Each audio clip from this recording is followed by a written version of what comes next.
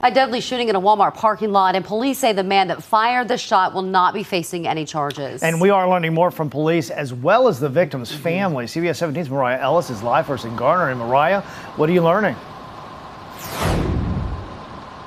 Yeah, guys, this is a decision that comes from the Garner Police Department, their detectives, as well as the district attorney's office. They're calling it a case of self-defense. And we did have an opportunity to hear from family members who say they're clearly upset by this decision.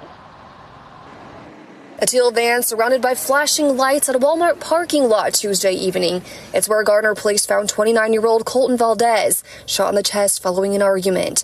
That night, officers questioned and released a man who fired the gun. And after days of collecting evidence and working with the Wake County District Attorney's Office, officers announced Friday charges won't be filed. This is not okay. They're letting this man go. We heard from Valdez's family sharing their concerns after talking with officers. They're not only upset, but also demanding justice. A 29-year-old man lost his life. A mother lost her son.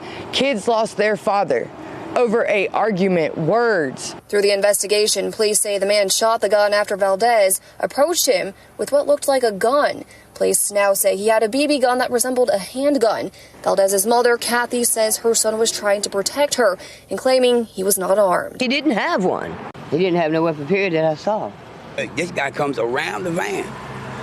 I don't see where no one's life is in threat when my son's leaving. We're gone. We're done. Investigators tell me they not only found the BB gun at the scene, but also heard from multiple witnesses who saw it. Police are calling it a tragedy for everyone involved. Police also tell us that they're not releasing the name of the man who shot Valdez. However, they do tell me that he was in legal possession of the gun that he did use. In Garner, Mariah Ellis, CBS 17 News. All right, Mariah, thank you.